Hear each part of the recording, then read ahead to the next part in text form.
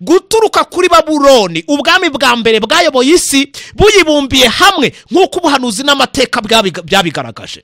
Iyo ngoma ya mbere ya Babuloni yabayeho umwaka 605 kugeza umwaka 539. Ingoma ya kabiri by'Abamedi n'Abaperesi, ingoma yaje irangajwe n'imbere n'umujenerale Kuro, wa wundi warwanya tarazi ko yakagombye gufata isi Imana ikayimushyira mu biganza. Tujya ku ngoma ya gatatu, ingoma y'Abagiriki yahere mu mwaka 331 igeza mu mwaka w'168 Yesu ataravuka.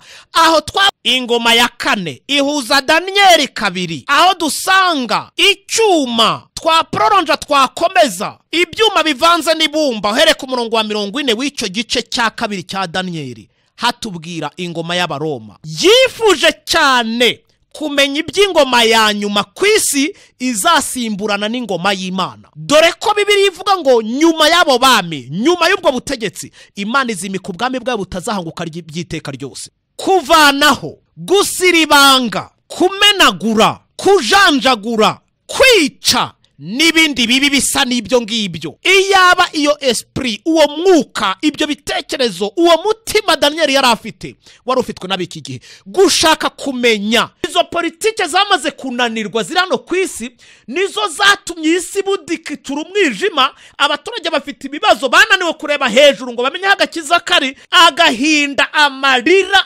menshi cyane yuzuye isi. Isi iraboroga, abaziri byiheba, abaziri imitingita, abaziri inzara, abazira kwicwa, abazira intambara, abahunga banyura hirya banyura hino. Isi ifite ibibazo bikomeye cyane kuko Martin Luther ntimwumva ibye mu Budage, Pierre Varudo mu Butaliyani ntabwo mwasomye ibye, Jean Hus muri Boheme ibyo nimwabyize, Jean Calvin mu Bufaransa ahamye iby'Imana ntabwo mwabimenye, John Knox muri Ekose ati nzerereza Imana, John Wycliffe mu Bwongereza. Imbere y'ibyanditswe byera papa ntacyo yaravuze kuri aba bagabo. Gukizwa ntaho guhurira n'amasakaramentu no kwihana imbere y'abasaseredoti. Mwe barabazwa, abandi baratwitswe bitegetswe n'abapapa, ariko abantu bakomera ku Mana. Uzi iyo umuntu yicaye ngo yicaye mu ntebe ya penitensi arimo kubwira umupadiri ibyaha yakoze, erega padiri nawe akicara agatega amatwi nta n'isoni afite. Uwo murimo wa Yesu mwicara mwishyize mu mwanya w'Imana mutarimo, mushukwa n'ababatoje n'ababashyizeho. Ibyo bintu byakomotse i Roma, ubu mukamubarwa mu mugabane w'abarwanya Imana kumugaragaro, mukavanaho igitambo cya Yesu mukagira agaciro gakeya. Yesu babarira ibyaha namwe mukajya muri uwo mwanya. Yakomeje kwerekwa iby'agasuzuguro, yakomeje kwerekwa ibintu bikomeye ibijyanye no gusuzugura Imana ibizakorwa muri ubu butegetsi ubwo abapapa bayobora uburyo bizaba bimeze. Mudivantisiti nawe ndakubwira ngo nushaka nayo mavi yawe, uhina ayo mavi yawe. Niba utazi uko basenga ugenda usanga aba Protestant bakwigisha. Protestant nawaze umwigisha uko biga Bibiliya. Twese dushorere tujya mu batemwe dojobo batwereka uko bakora umurimo mu rugo kurundi. Tujyana tubaza Abagatolika ati bibagende cyane bite kugeza ubwo muhawe ibitari iby'Imana mukabyakira bikabihame mu bwongo bwanyu. Ni gute twabigira ihame noneho twebwe iby'Imana tukabikomeramo nk'uko mukomeye muri ibyo? Twese hamwe, abari mu madini, abatayarimo, twese inzira n'imwe dusanga Imana kuko niho Agakiza kacu gashingiye. VATICAN icyicaro cya Roma nkirisitu ari ryo hembe rito ryameze hanyuma yo gushinguka kwa Ariya tatu. Izagira imbaraga zidasanzwe, ikore yewe yisanzura, yica uwishaka, ikizuku yishaka, ivaneho ibyishaka, ikore ibyo yigambiriye. Uhereye icyo gihe izaba yabonye icyicaro, ukazageza icyo gihe cyo gucika intege kwayo hazaca imyaka 1260. Amadini nongere subiremo afite inenge zigomba gukurwaho kugira ngo ubujiji buhave. Iyo misengere mwashyizwemo n'amadini, ibitekerezo byanyu nibitayirenga ngo bishakishe iby'agakiza kandi bifata ibyemezo byo kugakomeramo, ibyo birabareba n'akazi kanyu. Adini yarabangije, muyoberwa inzira yo gukiriramo. Yesu yabaye wo kumunwa gusa. Ibi bintu turimo by'amadini byamaze kure mu mwijima mu bayoboke bayo. Inzira yo gukiranuka kugeza kuri uyu munota ntizwi. Kubyarwa bwa kabiri byitiranijwe no gushyira abantu mu mazi, nta n'isoni abantu bafite. Ibyo bitabo byanyu bisaza si by'Imana ishaka ko mwandikamo abantu. Oya, Imana irashaka ko abantu bandikwa mu gitabo cy'ubugingo nta kindi. Ibanga abana b'Imana tugendana abanyamadini ryarabayobeye. Inzira yo kubyarwa kabiri ntizwi, inzira yo gukiranuka ntizwi, ibintu muhindamo ni ibiki ko muzagwa muri ayo madini yanyu? Abahinduye benshi mu bihe bikomeye, babitse ubutunzi bwabo. Reka mbere ko dutangira tubanze dusenga Imana. Urakoze cyane Nyagasani Mwami Imana yacu utubeshejeho, kugira neza kwawe, ubuntu bwawe nibyo bibungabunga umutekano wacu kuva mu gitondo kugeza nimugoroba, bukira bugacya, umunsi ukagenda ugataha, amezi, imyaka. Ubwo buntu rutugirira turabugushimiye, uhabwe kuzo n'icyubahiro. Turi mu maboko yawe, turagusaba ngo ufungure ubwenge bwacu kumva no gusobanukirwa ibyawe, kandi tubiha agaciro bikwiriye, twitegura ubwami bwawe n'ingoma yawe, mu izina ryiza rya Yesu, amen. Uyu munsi tugiye kwinjiramo neza neza. Nkaba nasabaga abantu bateze amatwi radio ubuntu butangaje kwitondera amagambo bagiye kwiga kuri uyu munsi. Ibyahishuriwe Yohana igice cya 6 duhereye ku murongo wa mbere kugeza ku murongo wa 17. Ntabwo turi buhasome hose, ahubwo ndababwira muri make ibyanditswe. Ariko uko hatangira havuga kuri titre ngo ibimenyetso bya mbere 6 bimenwa. Nuko mbona umwana w'intama amena kimwe muri ibyo bimenyetso 7 bifatanije cya gitabo. Numva kimwe muri bya bizima 4 kivuga ijwi nk'iry'inkuba kiti, ngwino. Ninde wavuze ibyayo magambo? Ninde wahamagaye ngo ngwino? Muri uyu murongo wa mbere w'igice cya 6 cy'ibyahishuriwe Yohana muramusangamo gahunda. Iyo ubyitegereza, iyo bireba, usanga ari umwana w'intama. Uwo mwana w'intama ongera wibuke amagambo twize mu byahishuriwe igice cya 5 n'ibyahishuriwe igice cya 4 aherekana ubutware bukomeye bwa Yesu n'impamvu yatumye aza muri iyi sakambara umubiri kugira ngo yihotorere ikiremwa muntu. Nuko rero amenye ibimenyetso bifatanishije cya gitabo, humvikanijwe ngo ngwino. Haje iki? Umurongo wa 2. Ngiye kubona mbona ifarashi y'umweru, kandi uyicayeho yari afite umuheto, ahabwa ikamba, nuko agenda nesha, kandi ngo ahora nesha. Haje ifarashi y'umweru. Iyo usomye ku murongo wa 3 n'uwa 4 harakubwira ngo nuko haza ifarashi y'umutuku. Ibyahishuriwe Yohana igice cya 6 ku murongo wa 5 n'uwa 6 haza ifarashi y'umukara. Ibyahishuriwe Yohana igice cya 6 ku murongo wa 7 n'uwa 8 haza ifarashi igajutse. Wahera ku murongo wa 9 kugeza ku wa 11 w'icyo gice hakakubwira ngo hakavuga muri make abishwe bazira guha agaciro ijambo ry'Imana, ubuhamya batangaga, kandi ubwo buhamya bukaba bwari ubwo bari bafite mu mitima yabo. Ibyahishuriwe igice cya 6 ku murongo wa 12 kugeza ku wa 17. Yesu aje uko bizaba byifashe niko niyo magambo ni nako bimeze, niko bitwereka ipica y'abana b'abantu kuntu izabiteye. Abiruka, abakubita hirya no hino, abatakira imisozi n'imikombe ngo bibagwire, bibashe kubahisha ubwiza bw'Imana, ariko bitazashoboka. Ngicyo igice cya 6 cy'ibyahishuriwe Yohana. Icyo gice cya 6 cy'ibyahishuriwe Yohana mwagiye mwumvamo uruhererekane. Ifarashi iraza, igihe cyayo kirarangira, indi iraza, igihe cyayo kirarangira, indi iraza, igihe cyayo kirarangira, indi iraza, igihe cyayo kirarangira. Sibwo noneho hakurikiweho ibintu bikomeye cyane bifitanye isano na bimwe mu byo twagiye tubabwira. Iby'ijambo ry'Imana, abarihaye agaciro, kwicwa kwabo, ubuhamya batangaga, kandi ubwo buhamya bukaba bwari mu mitima yabo. Nshima Imana ko nta kintu yigeze ihisha abantu, ntacyo. Nshima Imana ko ibyayo bisobanutse. Utazashaka kubimenya ubwo n'uburenganzira bwe, ariko azamenye ngo Imana siyo nyirabayazana. Aha barasobanura bakongera bakerekeza ku mateka, bakerekeza ku by'ubuhanuzi, ukuri ibintu byagiye bizamuka. Wenda guhera ku murongo wa 9 kugeza ku 11 n'uwa 12 kugeza 17 hahita haduha ibyatangiye bivugwa mu gice cya 6 ku murongo wa 2 ifarashi ya mbere, umurongo wa 3 iya 2, umurongo wa 5 iya 3, umurongo wa 7 iya 4. Noneho byakwinjirana n'ibyo ugahita wumva icyerekezo cyaho birimo kujya. Reka mbasabe mwite ku by'aya magambo. Mbanze subira inyuma gatoya kubijyanye n'amateka. Ubundi Daniel n'igitabo cy'ibyahishuwe. Daniel n'ibyahishuwe twavuga ko ari ibitabo by'ibivandimwe. Ayo magambo narabasobanuriye. Unabishatse mbere, unabibyishakiye rwose, ibyahishuwe Yohana wabyita igice cya kabiri cya Daniyeli. Mu yandi magambo, hari igitabo cya mbere cya Daniyeli kiya dusanga mu isezerano rya kera. Ibyahishuwe Yohana bitewe nuko biza kuzuza, gukompleta, kuza kunonosora bitari byaranonosoye muri Daniyeli. Ushatse ibyahishuwe Yohana wabyita igitabo cya kabiri cya Daniyeli, cyangwa se washaka Daniyeli, kiriya gitabo cyo muri Daniyeli ukakita ibyahishuwe igitabo cya mbere. Umuntu yakwibaza ngo aya magambo uvuze akaba ari ubwa mbere tuyumvise ku cyo yavuze. Nuko byose byerekeza ku buhanuzi, kandi byose byerekanaga mu magambo yabyo ibyenda kuzabaho cyangwa se bizabaho. Daniyeli, ibyahishuwe, ibitabo bikubiyemo ubwiru bukomeye cyane bw'ibyo abantu bakwiye gusobanukirwa no kumenya ibijyanye n'iby'ubuhanuzi bukomeye abantu tugomba kandi dutegetswe kwiga muri iki gihe cya none.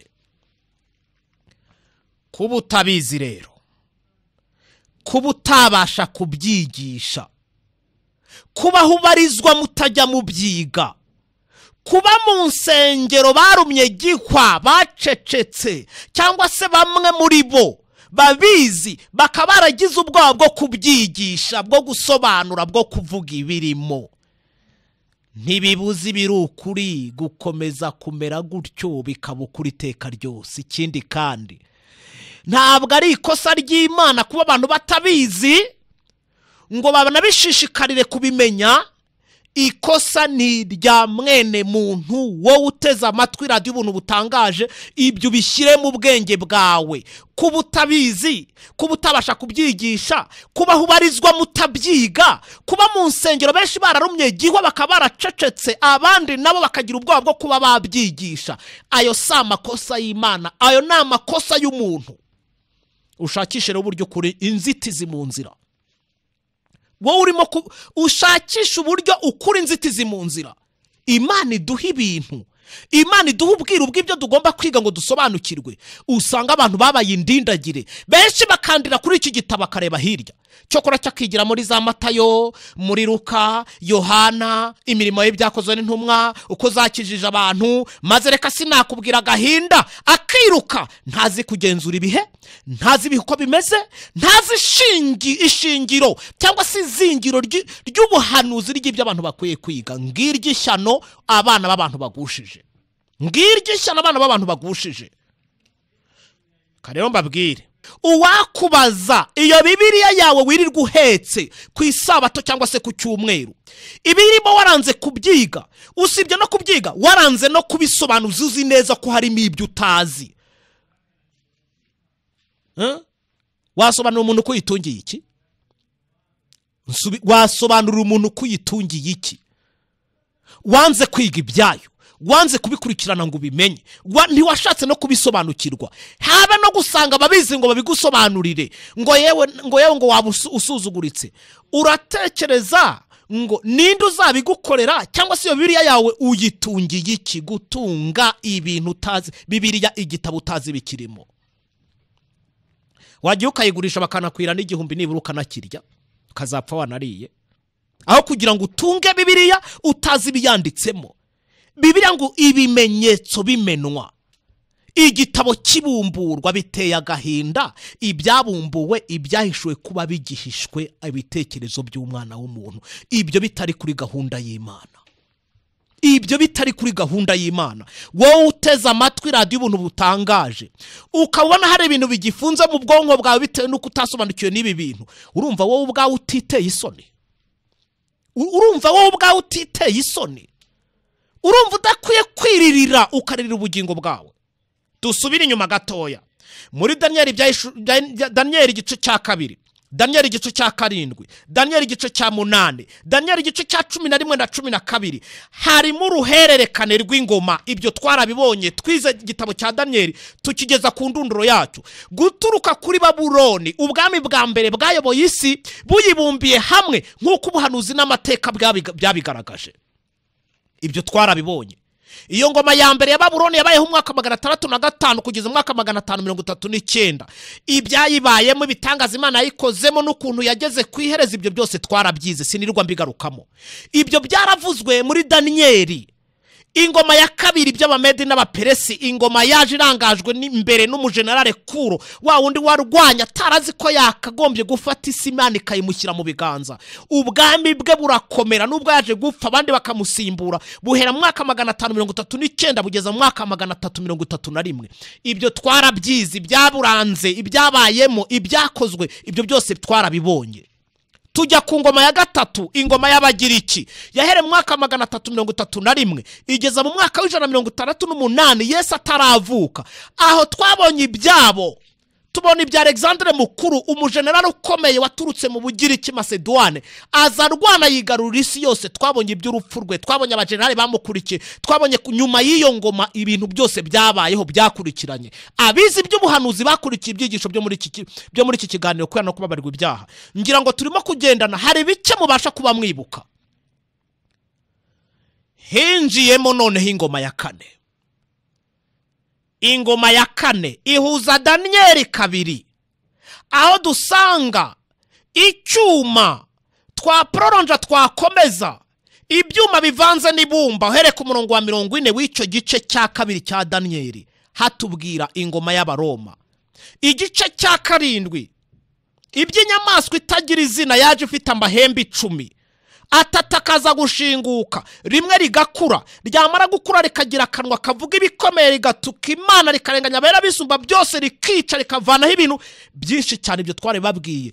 ibya Daniyeli igice cya 7 uhereye ku murongo wa 7 avuga ibyo nyamaswa itagira izina. ubusobanuro buke mu byo batanze. Daniyeli igice cya 7 uhereye ku murongo wa 19 kugeza kuri 28. ibyo twarabibonye ku ngoma ya kane, ingoma ya Roma. Daniyeli igice cya 8 ahavuga ihembe rito, ubwo n'uguhera ku murongo wa 9 kugeza ku wa 14 havuga herekeza haganisha ku ngoma y'Abaromani. harongera havugwa kandi, bivugwa kandi muri Daniyeli igice cya 8 uhereye ku murongo wa 23 kugeza ku murongo wa 27. ayo magambo mwarayize, ndimo kubasobanurira nongera mbasubiriramo amateka ya bimwe mu byo twagiye tubabwira kugira ngo tubone uburyo twinjira tujye mu byahishuriwe Yohana igice cya 6 aho ibimenyetso byamenwaga ifarashi ziza kuzageza kuri uriya murongo nababwiye, uyu nabasobanuriye w'igice cya 6 cy'ibyahishuriwe Yohana kugeza ku murongo wa 10 guhera ku murongo wa 1 kugeza ku wa 17. tujye mbere. Daniyeli igice cya 11 imikorere y'iyo ngoma n'ubundi y'iyo ngoma ya kane ya Roma, ku kwinjira ukageza mu gice cya 12 cya Daniyeli, cyane cyane uhereye ku murongo wa 36. aho hantu hose mwarahasobanuriwe, murabibwirwa, murabyerekwa, murabisobanurirwa, nta kintu na kimwe dusize inyuma. icyitonderwa rero, iyo ngoma ya kane igabanijemo imigabane 2 nk'uko twabibabwiye, twabivuze, twabyeruye, twabitangiye ubusobanuro. hari Roma y'Abakayizari, iyo yabaye iya mbere. iyo Roma y'Abakayizari guhera ku mukayizari wa mbere kugeza kuri Constantino, abo twarabababwiye n'amazina yabo n'abayoboye n'ibyo bakoze n'ibyo bashyize imbere n'ibyo bagerageje gukuraho n'ibyabananiye n'ibyo byose nta na kimwe tutavuye muzi tutababwiye. twinjira kandi mu ngoma y'Abaromani b'abapapa guhera ku mupapa wa mbere kuzageza Yesu aje. Daniyeli igice cya 7 icya 2 icya 8 na 11 na 12, aho hose muri ibyo bitabo hagenda herekana uruhererekane rw'ingoma, uruhererekane rw'ingoma, uruhererekane rw'ingoma, uruhererekane rw'ingoma. amateka musubirewemo, hari ikintu nibura mugerageza kumvamo. Daniyeli igice cya 7 harabigaragaza, niho haduhaye izingiro ryo kwinjira. noneho rero Daniyeli mu kinyejana cya 7 Yesu ataravuka. munyumve neza, Daniyeli mu kinyejana cya 7 Yesu ataravuka yifuje cyane kumenya iby'ingoma ya nyuma ku isi izasimburana n'ingoma y'Imana. dore ko Bibiliya ivuga ngo nyuma y'abo bami, nyuma y'ubwo butegetsi, Imana izimika ubwami bwayo butazahanguka by'iteka ryose. ibyo twarabibonye muri icyo kinyejana cya karindwi Yesu ataravuka. Daniel yakomeje cyane gushaka kumenya iby'iyo ngoma ya nyuma ku isi izasimburana n'ingoma y'Imana. Icyabimuteye ni ikihe? Dusome muri Daniel igice cya 2 umurongo wa 40. Niho muri bwumve neza niki cyateye Daniel gukomeza gushaka kumenya iby'ingoma izasimburana n'iya Kristo. Umurongo wa 40 haranditswe ngo, ariko ubwami bwa kane ku isi buzakomera nk'icyuma, kuko ibyuma ari byo bimenagura ibintu byose bikabijanjagura, kandi nk'uko ibyuma bimenagura ibintu byose niko ubwo bwami buzamenagura bukajanjagura butyo. Rero reka mbengejeje aho ngaho. Mwumvise iki mu by'iyi ngoma ya kane?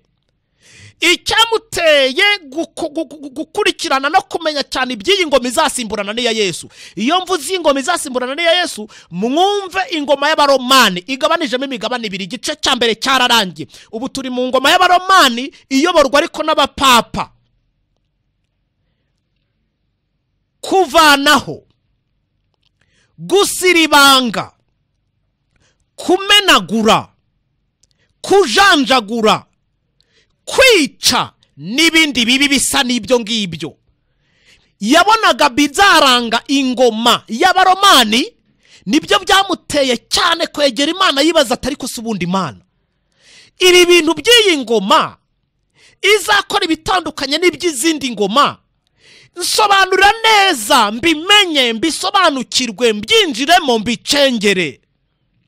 Njya mbabara cyane iyaba iyo esprit, uwo mwuka, ibyo bitekerezo, uwo mutima Daniel yari afite wari ufitwe n'abiki gihe, gushaka kumenya, gushaka gusobanukirwa, kwimbika, icyo bita mu gifaransa crever les méninges, gucukumbura, faire une étude assidue, kwimbika, gushaka kumenya, ukiga, ugasobanukirwa n'ibyo Uwiteka ashaka. Kuki by'iyi ngoma bitandukanye n'izindi, iy'Ababuloni, iy'Abamede n'Abaperesi, iy'Abagiriki, ibitakozwe muri izo ngoma, kuki bizakorwa mu ngoma izasimburana na Yesu? Gushaka rero kubimenya, Daniel ati nkamenya iby'ibi ngibi by'iyi ngoma ya kane. Muri Daniel igice cya 7 tuhasanga uruhererekane rw'ibinyamaswa. Hari inyamaswa ya mbere, inyamaswa ya kabiri, inyamaswa ya gatatu, inyamaswa ya kane. Noneho inyamaswa ya kane zitagira izina. Ije itagira izina Daniel babiramushobeye. Yitegereje urwo runyamaswa asanga rufite amahembe 10, rufite amenyo y'ibyuma, inzara z'imiringa, rurafata ibintu rukabimenagura, ibindi rukabijanjagura, ibicitse akanwa rukabisiribangisha amajanja yayo. Agiye kubonabona irimwe hameze ihembe rimwe muri ayo 10 rishinguje 3, rirakuze, rigize akanwa kavuga ibikomeye, ritutse Imana, ryisha abantu b'Imana, rivanyeho ibihe, rivanyeho amategeko. Ati ngaho rero nabajije Imana iby'ingoma ya kane, yongeye kubinyereka mu binyamaswa, none ntaho mvuye, nta naho ngiye, nongeye kubona ibindi bintu bikomeye birengeje ibitekerezo byanjye. Daniel akimara kubibona arabyitegereza. Umurongo wa 28 w'igice cya 7 cya Daniel, mwumva ukuntu yavuze ayo magambo agarukiye aha. Wone Daniel bivuga, ariko jyewe ubwanjye Daniel ibyo natekereje bimpagarika umutima cyane, bituma mu maso yanjye hahinduka ukundi, ariko mbika ijoro rya jambo mu mutima wanjye. Ngaho uzi kugira ngo usobanuze, aho kugira ngo utuze ngo ibyo nashakaga ndabimenye, ubona imikorere y'ubutegetsi buzaba buhari, by'ingoma izaba ihari, birushizeho kugutera ubwoba, birushizeho kuguhagarika umutima, ibibazo bimuvukane. Icyo shimira Daniel avuga ati urabinyeretse kuko ndabibonye bizaba bikaze, ndacyakeneye n'ubundi gukomeza gushaka kubimenya. Imana rero, Imana ni nziza, buriya ndayikunda. Daniel atereka ndacyakeneye kubimenya. Bita n'iby'ibi bintu wa Mana we mbonye bidasanzwe. Ubwa mbere nabibonye kwica, kumenagura, kujanjagura n'ibindi nk'ibyo. Bizageza nubwo abantu bazasota agasomborotso kadasanzwe no kugukora mu jisho, bakuraho ibihe washyizeho, bakwicira ubwoko bwawe, bavaneho amategeko. Ibi by'iyi ngoma y'Abaromani wa Mana we biteye bite? Imana ati si ibyo ushaka kumenya by'ahazaza, reka nze nongere mbikwereke. Igice cya 8 Imana yongera n'ubundi guhera ku binyamaswa. ariko ihera ku nyamaswa, inyamaswa abantu basanzwe borora. Arabyitegereza. Igitangaje, uhereye ku murongo wa 11, Yesu yaramweretse aramusobanurira ati ariko se ubundi wabonye ibyo gukuraho amategeko, ubona ibyo gukuraho ibihe, ubona ibyo kwica ubwoko bw'Imana ugira ngo bizaciraho. Ku gice cya 8 umurongo wa 11 ati hubwo hari ikintu utazi muri icyo gihe cy'iyo ngoma, na Yesu ubwe umurimo we uzafobywa, uzahabwa agaciro gake, uzakurwaho, kuko abapapa n'abo bafatanya ubuyobozi bazajya bicara bakora umurimo wo kubabarira ibyaha abantu. Umurimo Yesu yakagombye gukora, abantu b'ubwabo ari bo bajya bicara bajya babikora. Uzi umuntu yicaye mu ntebe ya penitensiya arimo kubwira umupadiri ibyaha yakoze, erega padiri nawe akicara agatega amatwi nta n'isoni afite. Ukagira ngo uwo muntu, ariko wa muntu wowe ujya gukora ibyo bintu ubwira ibyaha, hari ibyo wamukoreye ku buryo nibura muri busanane imbabazi. Bibiliya avuga ngo niba warakosheje sanga Imana uyisaba imbabazi, nurangiza ugende usange mugenzi wawe umusaba imbabazi z'ibyo wamukoreye, mwiyunga ikibazo gikemuke hagati yanyu. Mwaba padiri mwe mwicara mu ntebe abantu bakababwira ibyaha, buretse uwo murimo wa Yesu mwicara mwishyize mu mwanya w'Imana mutarimo, mushukwa n'ababatoje n'ababashyizeho. Ibyo bintu byakomotse i Roma, ubu mukamubarwa mu mugabane w'abarwanya Imana ku mugaragaro, mukavanaho igitambo cya Yesu mukagira agaciro gakeya, Yesu babarira ibyaha namwe mukajya muri uwo mwanya. Byihorere, muzamwirebera gusa, muzaba mwirebera. Daniel noneho arashoberwa, Imana imweretse noneho ibyo gukuraho igitambo gihoraho cya Yesu, uburyo kizateshwa agaciro. Arabyitegereza, ibyo byamukuyeho biramunegekaza. Mwumve Daniel igice cya 8 umurongo wa 27. Nuko jyewe Daniel mpera ko ndaraba. Kubona abantu basa naho bishyize mu mwanya w'Imana, yikubita hasi. Umuntu warabye ari ademimor, abasa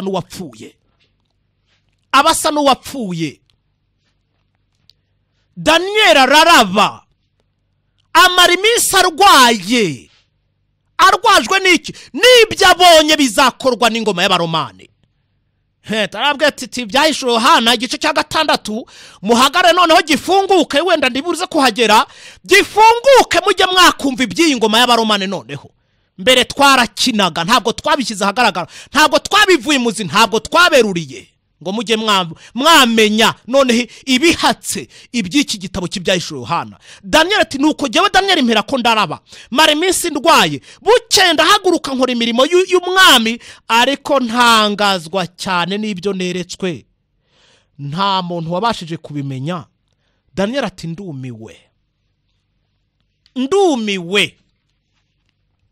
ati ndumiwe, kuko yabonye ari ishyano mu buryo buteye ubwo, kujanjagura, kumenagura, ati gukuraho ibihe, gukuraho ibyanditswe byera, kwica ubwoko bw'Imana n'ibindi byinshi cyane. None abantu bazageza ubwo bajya gukora imirimo yakagobye gukorwa n'Imana. Ngiki cyarwaje Daniel, ngiki cyamurwaje. Arongera ati rero Nyagasani, ungiriye ubuntu ukangirira neza, wamfasha ukongera ukansobanurira iby'iriya ngoma. Urumva umuntu w'umugabo? Igice cya 2 yamucanze ati nkasobanuza. Igice cya 7 Imana ibimusobanuriye ahera ko agira ibibazo. Igice cya 8 Imana bimweretse abararwaye, aranaraba yenda gupfa, ati ndacyashaka kubimenya. Daniel igice cya 11 here ku murongo wa 36 kazakomeza. Buretse mwumve ukundi kuntu bongeye kubikomozaho bavuga kuri byaya ngoma y'Abaromani.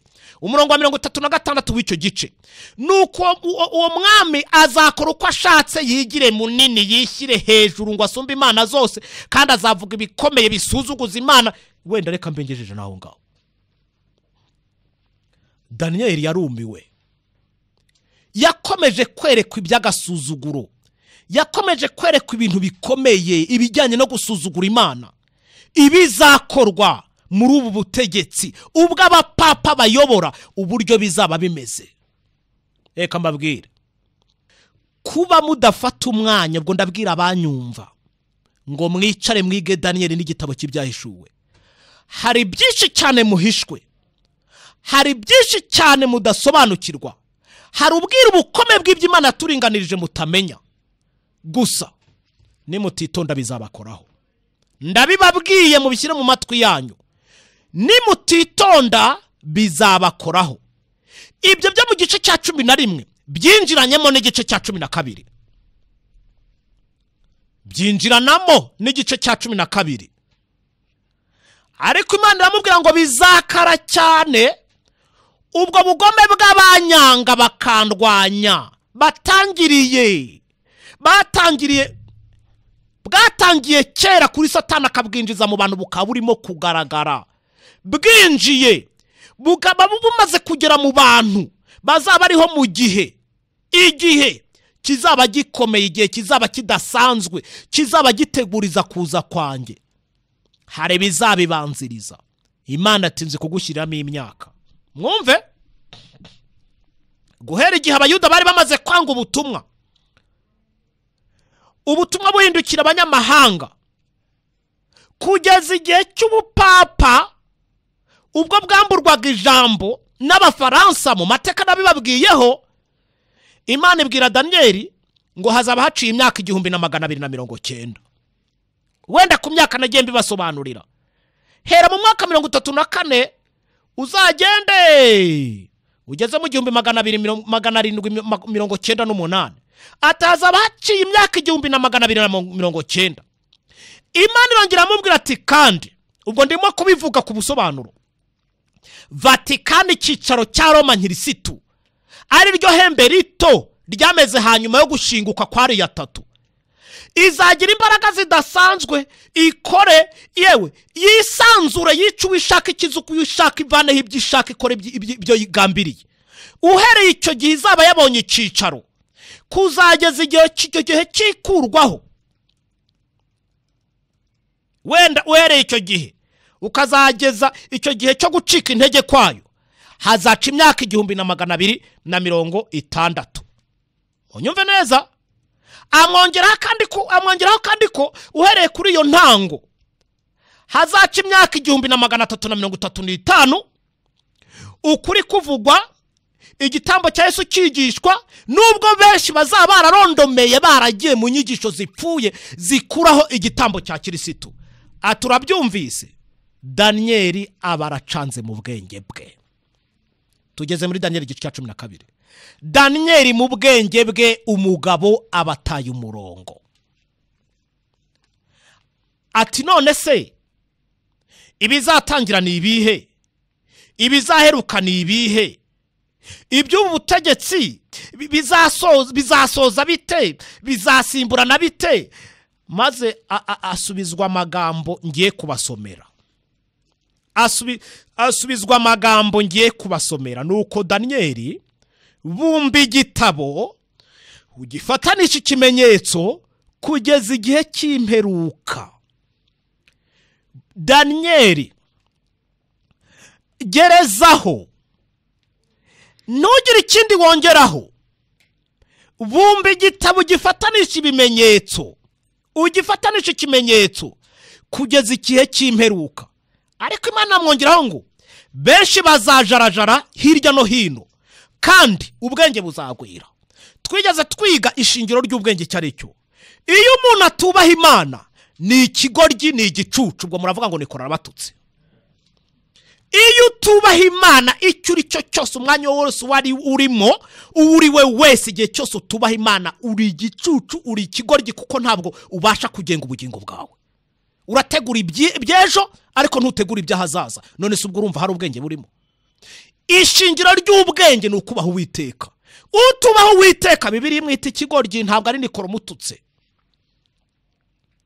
Muri icyo gihe cy'iyo ngoma benshi bazajarajara bakubita hirya no hino. Atariko Danieli hari ikintu guhishurira. Ubwenge buzagwira, abantu bazamenya kubaha Imana. Erega nusibye nibyo bita ubwenge bw'isi bugwiriye cyane muri iki gihe cy'imiyoborere y'ingoma y'intuza y'abaromane. Danieli ntabwo yabyumvise, kuko kutabyumva kwe, munyumve neza, uko kutabyumva kwe yongeye kubaza Imana ati none se ongera usubiriremo, ibigomba gutangira ni ibihe? Bizaheruka ni ibihe? Bizakurikirana bite? umurongo wa 8 wenda reka bariho mpera. Ndabyumva ariko sinabimenya. Mpera ko ndabaza nti databuja ikizaheruka ibindi muri ibyo ni ikihe? Umurongo wa 9 niwo nashakaga n'umurongo wa 4 namaze kuwusoma. Arasubiza ati gendere Daniel kuko ayo magamba hishwe kandi afatanishijwe ikimenyetso kugeza igihe cy'imperuka. None tugeze mu byahishuwe igice cya 6 ibimenyetso bimenwa. Urumva isano iri hagati ya Daniel n'ibyahishuwe? Bya bindi Daniel atasobanukiwe Imana igiye kubivimuzi, igiye kubisobanura. Ibirabisobanura nde? Yohana. Ngiye impamvu nababwiye ngo ushaka ibyahishuwe Yohana wabyita umugabane wa 2 w'igitabo cya Daniel, cyangwa se igitabo cya Daniel ukakita umugabane wa 1 w'igitabo cy'ibyahishuwe. Ikibazo ubazwa ni iki? Ibyo bintu ntago bikiri ibyahishwe kuri wowe, nta nubwo nirirwa nanabitindaho, reka mbyihorere. Ibyo birakureba. Daniel amaze gucanga, Imana iramubwira ngo bumba igitabo, numara kukibumba ugifatanisha ibimenyetso, ugifatanisha ikimenyetso kugeza ku gihe cy'imperuka, ku bihe byabo mu minsi y'imperuka.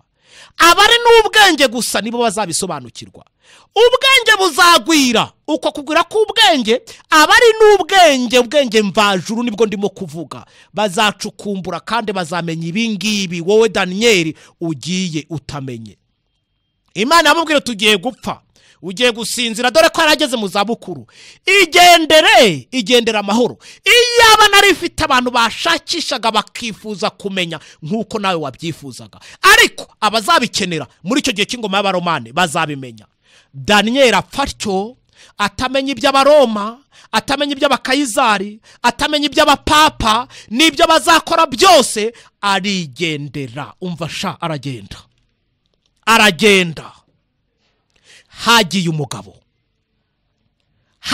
umugabo muri mind ye, mu bitekerezo bye, yumvaga ko akantu akariko kose kakagombye gusobanuka kajyanye n'ibijyanye n'iby'iyobokamana cyangwa se n'iby'Imana yavuze. Tujye mu byahishuwe igice cya 3. Icya 2 wenda duhere ku cya 2 n'icya 3. Uruhererekane rw'ibihe nibyo twari tuvuyemo, twari basobanuye. Igika cya 1, cya 2 tugenda gake gake, cya 3 tugenda gake gake, cya 4 tugenda gake gake, cya 5 turakomeza tugeza kuri Laodikiya. Igice cya 4 n'icya 5 nibyo twari turiho mu kwezi gushize tubasobanurira Imana y'inyacyubahiro, y'inyabubasha, y'inyembaraga. Igice cya 4 kuki yambaye umubiri kugira ngo uze kwita ku bibazo bya mwene muntu. Igice cya 5 twerekana ngo niba hatabayeho guca bugufi ngo abantu basobanukirwe n'agaciro k'iyo Mana yahemuwe ku bw'abanyabyaha, ibibazo bizabavukana, kandi nibibavukana ikibazo kirahari, bazarimbuka, kandi by'Agakiza byari bihari. Naho twari tugeze mu gucengera mu gice cya 6. Mu gucengera mu gice cya 6 ibyari bifunze, ibyari bidasobanutse, ibyari urujijo mu kinyejana cya 7 imbere ya Kirisitu, mbere ya Yesu atereka mfungure ibimenyetso, ariko mbifungure nyuma y'ibinyejana 8 ibimenyetso bimenwe, abatuye ku isi bose basobanukirwe n'ubwiro bukomeye bw'ubuhanuzi bwo mu byahishuwe Yohana. Ushimwe cyane wa Mana we ko wakoze ikintu gikomeye cyo kumena igitabo, cyo kumena ibimenyetso, ugapfundura igitabo kugira ngo dusobanukirwe n'ibyanditsemo.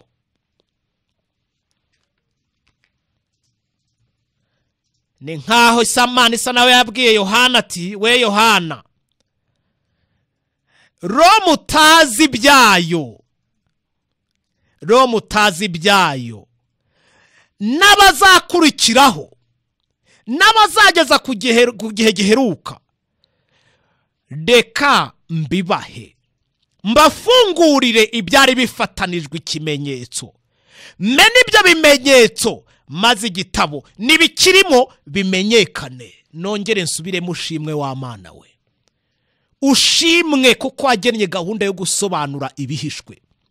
ushimwe ko ibyo Daniyeli yamaze imyaka n'imyaka yifuza kumenya iby'abaroma ngo abimenye. Hari wambwiye ngo ariko kuki ukunda kwibanda ku ngoma y'abaromani cyane, siyo turimo se? Uba amakuru avugwa hirya no hino aravugwa akurikije igihe isi igezemo. Nuko bimeze, ni nako n'ibyanditswe byera biteye. Turavuga iby'abaroma n'abagiriki, turavuga iby'abagiriki n'abibabuloni n'abagiri, ibyo byose twarabisobanuye. Babuloni, abamede n'abaperesi, iby'abagiriki twarabivuze. Ariko reka dutinde ku bya Roma dukurikije aho tugeze, kandi ko ariyo ngoma dusohoyemo. Abanteze amatwi rero, ibi byahishuwe wewe muntu nyumva kuri wowe, ni ibihishwe, ni ibifatanishije ikimenyetso, n'urujijo. Urabizi ntubizi bite? Ndakubaza nuko tutegeranye ngo usubize. Wowe uteze amatwi radio ubuntu butangaje uyu munsi, cyangwa se uzumva iki kiganiro ikindi gihe icyo ari cyo cyose, kuri wowe ibi byahishuwe, ibi byerekanywe, ibi Imana yashyize ahagaragara, ni ibihishwe kuri wowe, ni ibifatanishije ikimenyetso, n'urujijo. Urabizi ntubizi se? Bite? Urabazwa icyo kintu? Urabazwa iki kintu uyu munsi? Igitabo cya Daniyeli n'ibyahishuwe kuri wowe ni iki? Hari abantu bashaka kwitwaza ntunze Bibiliya, ariko iyo mbisomye simbyumva. Ibyo birakureba. Abandi none se aho nsengera ko batajya babidosobanurira? Nakazi kawe. Abandi tubuse arabona babizi babasha kubinsobanurira, nkarabiye imbere y'amatwi yawe. Dore ko atari amaso kuko ntabwo nkureba. Nkarabiye imbere y'amatwi yawe, unabyumve ko nkarabiye imbere y'amatwi yawe. Nta soni. Reka mbabwire, iyi ni intango yo kumenwa kw'ibimenyetso, ni intango yo kwerura, ni intango, mbivuge mu mvugo yayo, yo gukura agahu kunyo, ibyo iby'Imana bikavugwa, ibya Satani bigashyirwa aha, wowe uteze amatwi ukazahitamo cyangwa se ukabyihorera. Amadini afite inenge zigomba gukurwaho, mubyumve neza. Ndazivuga dore ko amadini yagiye avugwaho byinshi. Amadini, nongere subiremo, afite inenge zigomba gukurwaho kugira ngo ubujiji buhave. Wa mugane wa mugabo niwe wavuze ngo namutse ngo yaritegereje asanga nashaka ubwe nibimuza makifuza kugira ngo azakore umurimo w'Imana. Yaganiye y'urusengero rw'Abayehova. Rwose nibyo pe. Hevura basanga iyo bagiye gukora umurimo, ashatse gukora umurimo w'Imana arivugira ubwe ngo yasanga Abayehova. Bagenda ari babiri mbiri.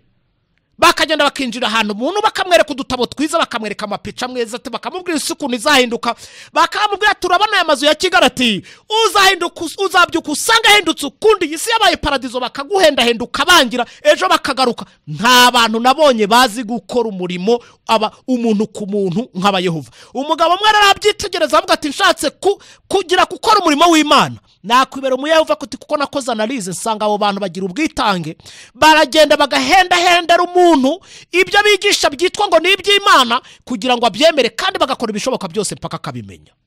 Hiyongeye ikintu gikomeye, aravuga ngo nshatse gusenga nakwibera Protestant, nkibera muri ADPR, cyangwa se nkajya muri Restoration Church, cyangwa se nkajya handi. Ntabwo mvuga biriya bigare byabirirwa badiha ku cyumweru cyangwa se mu yindi minsi. Oya, ndavuga babandi bazi cyari cy'ubutayu, ndavuga babandi bazi cyari cyo icyumba, babandi bikundira Imana. Aravuga ati nshatse gusenga nakwibera Protestant. Rwose Imana izabafashe ba Protestant yo muva mukagera. Abantu mujya mu butayu, abantu mujya mugira ibihe by'umwiherero, abantu mujya mugira ibihe byo kujya mu byumba, mukomeze uwo n'umuhamagaro mwiza. Icyo kintu nikigucika uzamenye kugushije ishyano. Kandi mu Protestant wese iyo uvukagera, niba utarangwa n'amasengesho, nturiwe uzave muzashaka irindi dini uzajyamo. Aravuga ngo nshatse gukora umurimo nakubera mu Yehova, nshatse gusenga nakubera mu Protestant. Arongera aravuga ngo nshatse kwiga Bibiliya najya mu idini ry'Abadventist umunsi wa karindwi.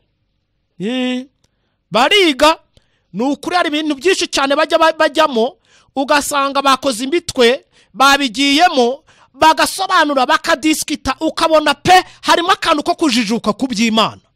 Iyo mpano ni nziza, namwe nimuyikomeze. Ibyo ni byiza pe, numubikomeze. Umugabo rero avuga ati nshatse gukora umurimo nagana icyerekezo cy'Abayehova. Ikindi nshatse gusenga nagana mu Protestant. Noneho nshatse kwiga Bibiliya nakubera mu Adventist umunsi wa karindwi. Yongeraho ijambo nakoreye analize nsanga ni ryiza, ni n'ukuri. Aravuga ngo nshatse kwizera noneho nakubera mu Gatolika.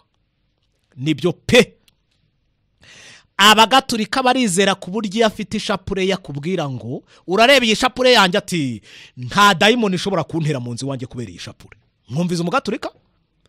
Murumva ko ari ikintu arusha andi madini? Yarabibwiwe, arabifata byinjira mu bwonko, arabyakira byiyandikamo. Kuba afite Bibiliya yumva adashobora kuba afite ntuza ishapure yumva adashobora guterwa n'amadayimoni.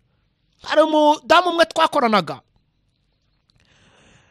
niwe yambwiye ati ubwo nari mu bitaro by'Ikabgayi ngiye kubagwa ntwite, iyo hataba ishusho ya Yezu Kristo nyiri impuhwe imbere yanjye ntabwo mba narabyaye.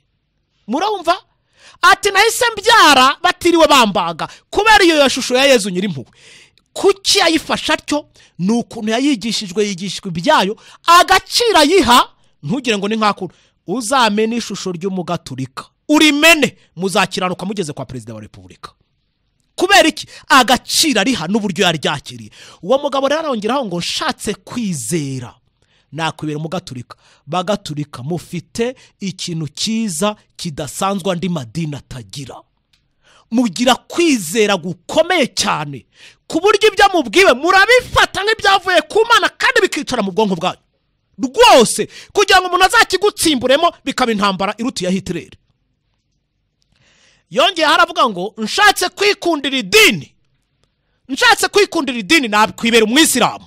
Ngaho uzavuge nabi Muhammad maze uzarebe, uzanabeshye n'abantu utinyuze hariya usanga umusigiti wanyu wawe ufunze, maze uzarebe. Uzakwica azavuga ko akoreye iswa babo kwa Mwenyezi Mungu, cyangwa se akoreye imigisha myinshi imbere y'Uwiteka. Nagane n'abisilamu bavuga kuki umuntu akoze ku idini ryanyu muhaguruka mugahagurukira rimwe. Ati uwo muntu uramutse umukuyeho nta kosa wabukoze. Aravuga ati ndebye mu madini nasanze abantu batsimbara bagakunda idini yabo n'amahame yaryo n'abisilamu. Nangi ku kintu koko naragisuzumye sanga nibyo. Muntu nyumva rero, muntu nteza amatwi radio ubuntu butangaje, niba ushaka kuzasoza neza iby'uru rugendo kuva muri iyi ujya mu ijuru ugana mu bwami bwo mu ijuru, urahabwa inama zikurikira. Iya mbere, muntu uri mu Bayehova, ugenda ufata ibyavuzwe ku yandi madini utagira ubicomekeho. Muporoso, iryo senga ryawe ntaho rizakugeza igihe ufite agasuzugura iby'Imana yandikishije. Igihe utumva ko ugomba kugira imbaraga yo kwizera kandi ukashimika ukakomerera mu Mana mu buryo budasanzwe. Igihe wumva ko umurimo w'Imana utakureba. Igihe cya kandi wumva ko Bibiliya ubwayo ikwiye gushyirwa ku ruhande ukagendera muri icyo kinyenga kinyetera cyo gusenga, ugushije ishyano. Mudivanisiti nawe ndakubwira ngo nushaka uhina ayo mavi yawe, uhina ayo mavi yawe. Niba utazi uko basenga ugenda usanga aba Protestant bakwigisha. Umuprotestant nawe aze umwigisha uko biga Bibiliya. Twese dushorere tujye mu batemwe doje batwereka uko bakora umurimo urugo ku rundi. tujyana tubaza abagatolika ati bibagendekera bite kugeza ubwo muhawe ibitari by'Imana mukabyakira bikabihame mu bwonko. Mudivantisiti nawe ndakubwira ngo nushaka uhina ayo mavi yawe, uhina ayo mavi yawe. Niba utazi uko basenga ugenda usanga aba Protestant bakwigisha. Umuprotestant nawe aze umwigisha uko biga Bibiliya. Twese dushorere tujye mu batemwe doje batwereka uko bakora umurimo urugo ku rundi. Tujyana tubaza abagatolika ati bibagendekera bite kugeza ubwo muhawe ibitari by'Imana mukabyakira bikabihame mu bwonko bwanyu. Ni gute twabigira ihame noneho twebwe iby'Imana tukabikomeramo nk'uko mukomeye muri ibyo? Nta mwiza wabuze inenge na nyiraho ukigira amabinga. Mbibabwire utazazana ngo burya ngo idini ngwiri niri ngo burya ngo niryo ngo risho wapi ngo ukuri ngo ni ku murima. Twese hamwe abari mu madini abatayarimo twese inzira nimwe dusanga Imana kuko ni hagakiza kacu gashingiye. Ni naho byanadufasha, ni naho byanatwunganira. Mvuye kuri ayo madefo n'ibyo bintu biranga abanyamadini, ngaruke ku byahishuriwe hano igice cya 6 imenwa ry'ibimenyetso. Yemwe bantu muteze amatwi radio y'ubuntu butangaje, mwiteguye kumva iby'ingoma ya Roma? Mwiteguye kubyumva neza ureke bimwe twababwiye mbere? Mwiteguye kumva ibya Roma y'abakirisitu iyoborwa n'abapapa? Murashaka kumenya ibyashyizwe ahagaragara? Ifarashi rero, ifarashi y'umweru, ifarashi y'umukara, ifarashi y'umutuku, ifarashi igajutse, uko twagiye tubibabwira birerekeza kuki? Iyo bavuze ifarashi bantu murimo kumva zatungwaga n'abanomade bo muri Indo-Européen. Abantu bakoraga cyane cyane umurimo bivira mu Buhinde bazamuka bajya mu ntuza mu Burayi, niba babanje gutunga indogobe bwa mbere. Iburasirazuba bw'inyanja Caspienne, aho ngaho abantu bitwa abakasite n'abahitite nibo bazikwirakwije mu buryo bw'ubucuruzi, bazikwiza isi yose. Ziragenda zigeza nubwo noneho zigeze ni Yerusalemu, bazikwiza ahantu hose. Muri uko kuzikwiza ahantu hose ahagana mu kinyejana cya 19 na 18 Yesu ataravuka, nibwo muri Aziya y'Amajyepfo batangiye kuzikoresha cyane cyane mu nzego za gisirikare. Muri Egiputa ho zagejejweyo naho bita Hyksos. Amasomo menshi rero ya Bibiliya, amasomo menshi ya Bibiliya yerekana aho ubuhanuzi bwagiye bukoresha mu marenga yabwo ibijyanye n'ifarashi. Aha mu byahishuriwe hano rero, itorero rya Yesu ryagereranijwe n'ifarashi yagiye inyura mu bintu by'impatanwa bidasanzwe. Ubwa mbere igika cya mbere ifarashi y'umweru, igika cya kabiri ifarashi itukura, igika cya gatatu ifarashi y'intuza y'umukara, igika cya kane ifarashi igajutse. Ngibyo nshuti bavandimwe ibyo tugiye kubasobanurira, ngibyo ibyo tugiye kubabwira. Aho twibukiranye twarebye akaduruvayo kari ku isi, za politike ziri ku isi zimaze kunanirwa. Abategetsi bo ku isi barananiwe, igihe kirageze kugira ngo basimburwe bavanweho, kuko ntacyo bamariye iyi si. Ntacyo usibye kwica abaturage batuye ku isi, nuko batabashije kuba bakemura ibibazo biri ku isi. Ntibazanabikemura, barashaka kugira ngo batunganye isi bayishyire ku murongo. Ntibishoboka kuko nta mahoro y'abanyabyaha ntibibaho. Politike zidashoboye gukemura ibibazo by'inzara, by'umutekano muke, by'imfubyi ziri ku isi n'amarira zirira, imyuzure iri ku isi, imitingito ihuzuye, ubuhunzi hirya no hino, agahinda, amarira menshi cyane yuzuye isi iraboroga. Abaziri ibyiheba, abaziri imitingito, abaziri inzara, abazira kwicwa, abaziri intambara, abahunga banyura hirya banyura hino. Isi ifite ibibazo bikomeye cyane kuko muri iyi minsi, reka mabwiza ukuri, ikeneye ubutabazi, kandi ubwo butabazi bugomba gukomoka ku Mana. Izo politike zamaze kunanirwa ziri hano ku isi nizo zatumye isi budikitura umwijima. Abaturage bafite ibibazo, bananiwe kureba hejuru ngo bamenye agakiza kari. Niyo mpamvu barira bakaboroga kuko nta byiringiro bafite. Byahishura hano igice cya 21 aravuga ngo hari indi si Imana izajyanamo abantu, ahatazaba amarira, hatazaba agahinda, hatazaba guhunga, hatazaba ibibazo, ariko umwijima ubuditsi y'isi ntabwo utuma abantu barenza amaso ngo barebe hirya, barebe iyo si. Abafaransa baravuze ngo kino risque rien na rien. Umwijima kuwirukana mbabwire. Erega mvuga iby'uyu umwijima, n'amadini nayo aragisibije imirimo arimo n'ibikorwa arimo gukora, aratuma icuraburindi naryo rikomeza kwirema mu bitekerezo by'abantu. Ndaza kubigarukaho. Umwijima kuwirukana ntabwo bisaba umuntu ngo agenda asakuze ngo mwijima agenda, mwijima agenda, mwijima agenda, mwijima agenda. Oya, hagomba gufatwa icyemezo, hakabaho gukongeza itabaza, maze ukareba ko umwijima udahunga. Ubuyobe, kugomera Imana, kutamenya Imana, ibi by'ubwabyo nabyo byiswe ubuyobe. Ubuyobe, kandi ubuyobe egara umwijima. Kuyoba kw'abantu bibashyira mu mwijima w'icuraburindi. Gukongeza itabaza rero, nuza Zaburi 105, ijambo ry'Imana niryo tabaza. Gukongeza itabaza, gushyira ibyanditswe byera hagaragara, ngibyo bizavana abantu mu mwijima w'icuraburindi. Ahagomba iki rero? Ndashaka kubwira abatwumva ko inzira yo kujya mu ijuru turimo, iyi ngiyi mubona twatangiye turimo, abantu bazayirangiza, bateganya kuyirangiza ni abagabo nyabagabo, batari abagabo mbwa, abagabo bazi gufata ibyemezo bya kigabo.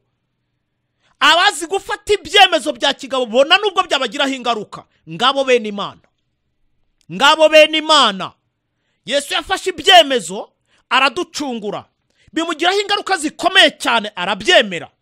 Iyo nzira yaharuye, iyo nzira yanyuzemo, birasaba kugira ngo n'abamukurikira nabo baba abantu b'abagabo nyabagabo, bazi gufata ibyemezo by'ahazaza h'ubugingo bwabo. Tujye mu ntuza mu byakozwe n'intumwa, turebe mu gice cya 7 dore ku murongo wa 51, dusome twumva iby'umugabo bita Stefano ngo yemwe, gice cya 7 umurongo wa 51, yemwe abatagonda ijosi, mwebwe abatakebwe mu mitima no mu matwi, iteka murwanya umwuka wera, uko basekuruza wanyu bakoraga niko namwe mukora.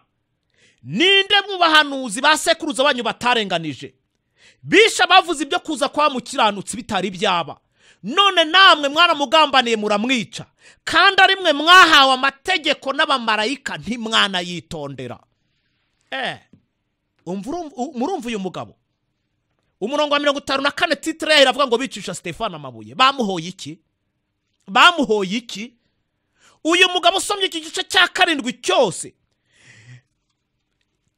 kigaragaza uburyo yahamirije abayuda ubujiji n'ubugoryi n'ubuyobe bari barimo, ku buryo Imana yabavukiyemo. Yesu Imana yaje yambaye umubiri ntibayimenya, irashorerwa iricwa ngibyo byababwiraga. Ati ubugome bw'umuryango w'abayuda si ubwa none, bwahereye kera.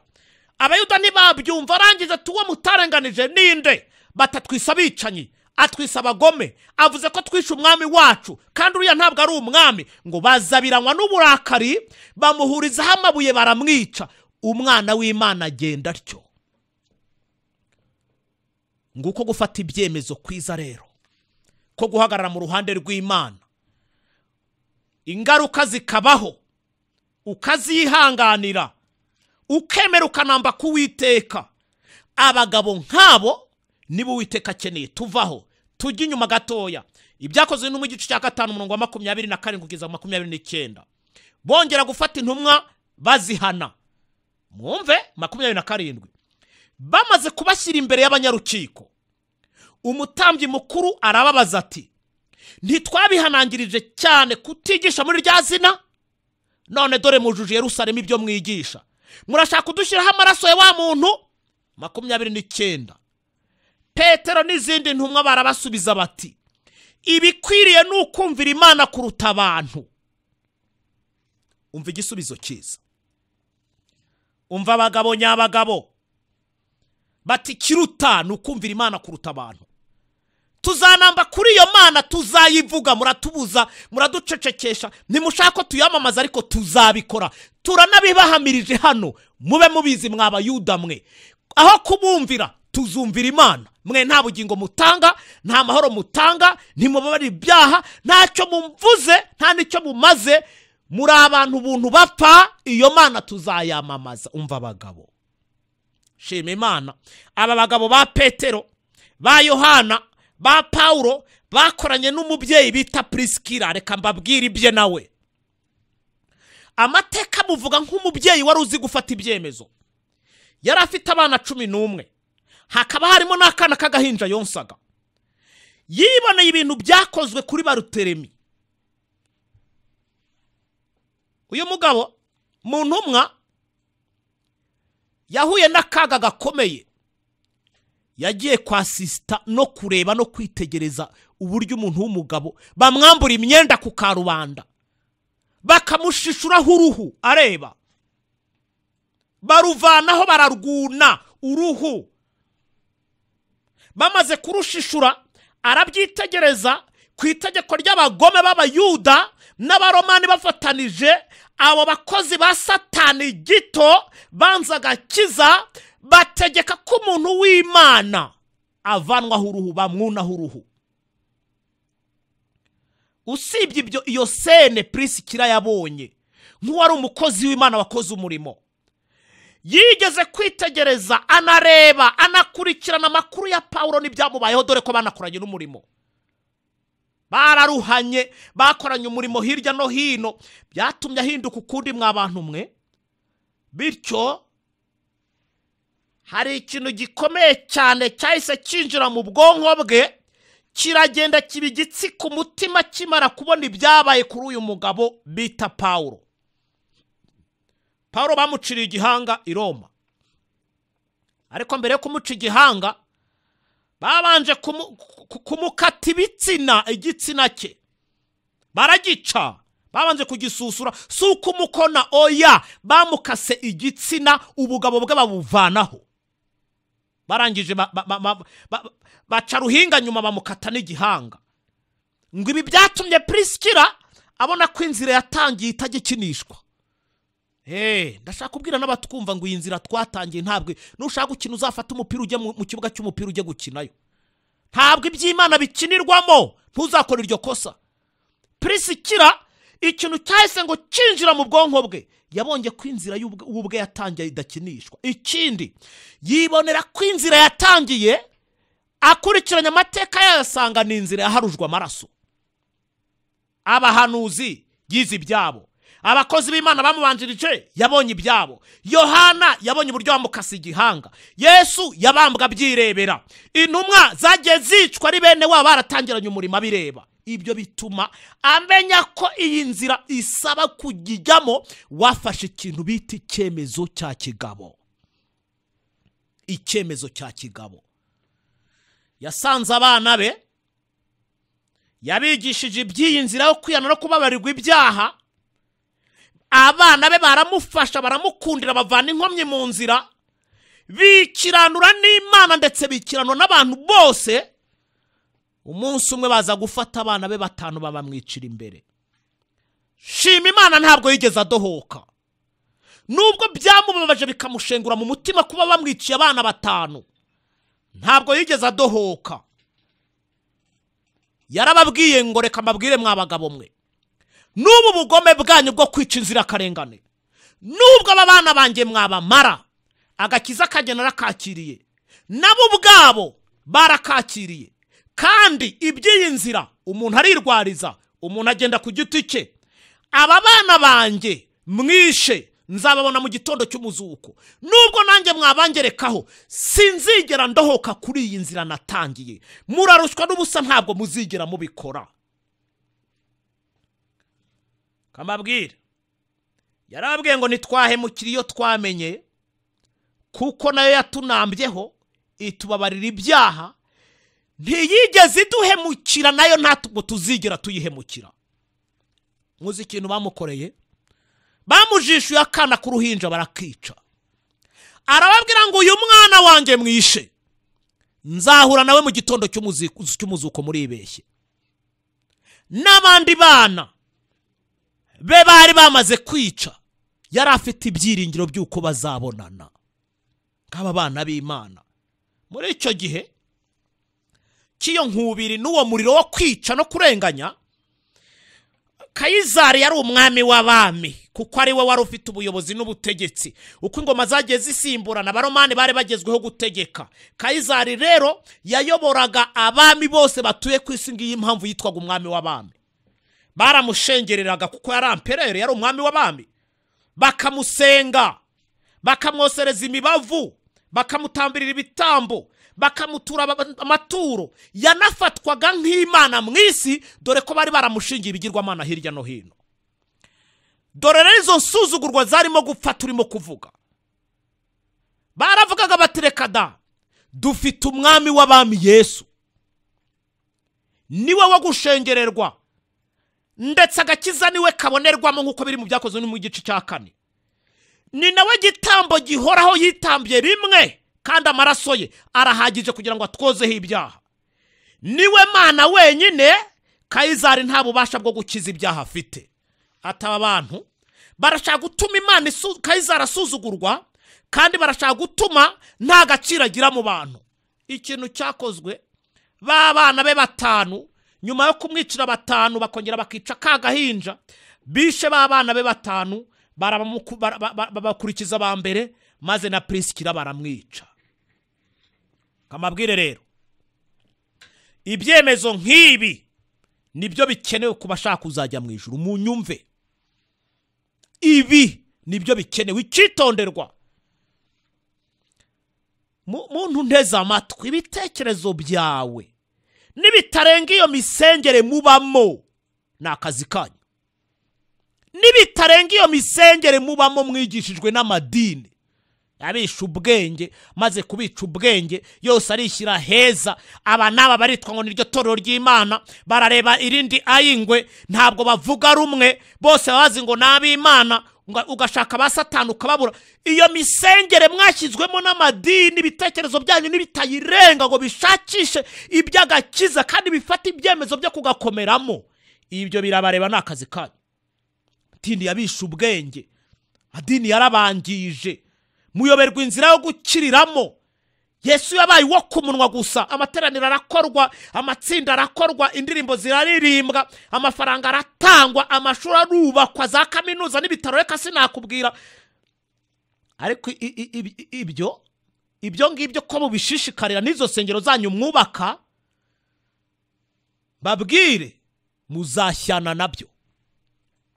Mbabwiza ukuri, muzashyana nabyo, ndetse muzanabihiramo. Ababyubatse bizakongezwa babireba. Igikenewe si ibyo, nubwo nabyo ari ingenzi kubyubaka. Hakenewe imitima. Imitima irakenewe. Hakenewe agakiza ko mu mitima karakenewe. Ngibyo bikenewe. Hakenewe ko abantu babaho muri iyi si bafite amahoro bakomora ku Mana, amahoro yo mu mutima. Imitima yuzuyemo ubugwaneza, imitima yuzuyemo ibyishimo, imitima yuzuyemo amahoro, imitima.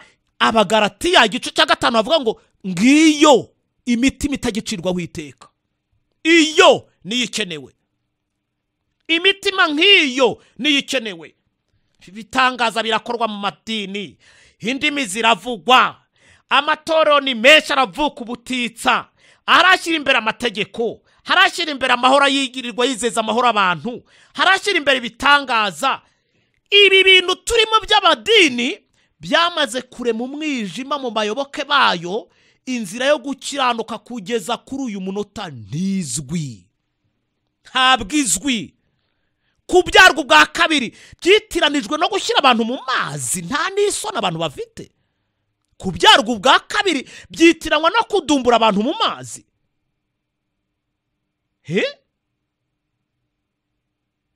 Pasitore murirwa mubeshya abantu, mwababatije, mwabashyize mu mazi ngo babyawe bwa kabiri.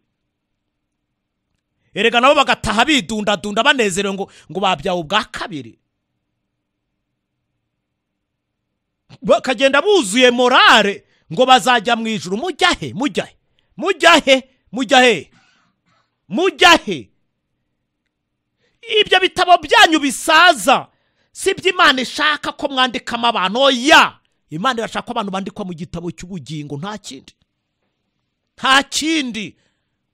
Abantu nibo baririmba indirimbo ngo ibanga abanyarwanda tugendana, ngo abanyamahanga ryarabewe.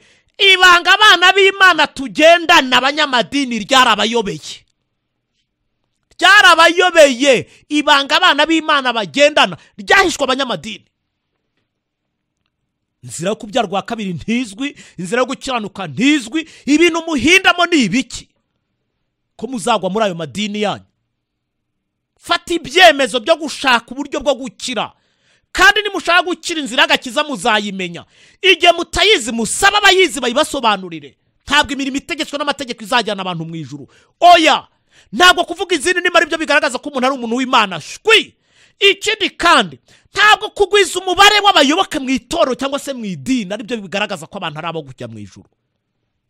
Oya, ntabwo ari byo rwose. Ndabahakaniye sibyo. Twahawe kado. Dufite kado twahawe n'Imana. Natwe twahindaga nk'uko muhinda. Twirirwaga twiruka nk'uko mwiruka. Twirirwaga turirimba dusakuza nk'uko namwe musakuza. Ariko Yesu yatugiriye ubuntu. Twaje gusobanukirwa neza ko iryo hinda ntaho ryazageza umuntu. Cyo wicare, ushyira ubwenge ku gihe, wibaze ibyo urimo niba haraho bizakugeza. Urebe imyaka ubimaze, murebe niba warahindutse mu mutima wawe. Niba atari uko bimeze, uce bugufi utekereze ngo nkora iki. Nibura nutekereza ngo nkora iki, ubugingo bwawe buzakira. Aharahuze uzabona ko mu byo wakoze byose nta na kimwe kigeze kigukiza. Si umubare w'indirimbo nyinshi, si umubare w'amafaranga, si umubare w'ibiterane, si umubare wo kugusengero wagiyemo, si ukubura umupasitori. Ntabwo kuba padiri bizakurenza na metero 5, ntabwo kuba shehe wapi, kuba umwepiskopi, kuba musenyeri rekada, kuba na papa. Icyo uri cyo cyose ntabwo gihagije kugira ngo kikujyane mu bwami bwo mu ijuru. Oya, mbabwira uko abantu bakira. Inzira turayibabwira tukayisubiramo, kuko amatwi yanyu arafunze ntajya yumva. Habe n'abantu baza ngo bagishe inama, ariko nshima Imana cyane. Uduce twishi two muri iki gihugu nabo hanze barabaza ati iyo nzira ntituyizi, nimuyidusobanurire. Abanyamadini mugakomeza umutwe mukawufunga. Hari abo nigishije barangize barambwira ngo none ko ariho dukura umugati, urumva twemeye uko kuri iwacu tutakubata kwemera neza, twaba tubuza umugati. Muzapfa mudahaze, izo nda zanyu zizakomeza zibasabe murye, kandi inda n'ibiyijyamo byose bizatwikwa. Niko mu Bakorinto havuga. Uranga gufata icyemezo cyo kujya mu kuri ngo idini ukomokamo ngo muzagirana ibibazo, ngo muzagirana ibibazo. Twe abanyamwuka suko duteye, abanyamubiri muteye nabi, kandi muzakomeza kuvunika kuko mukomoka mu muryango wa Kayini. Bene Kayini baragatoye, ariko bene Abeli abakizwa n'ubuntu kubwo kwizera bidaturutse ku mirimo itegetswe n'amategeko.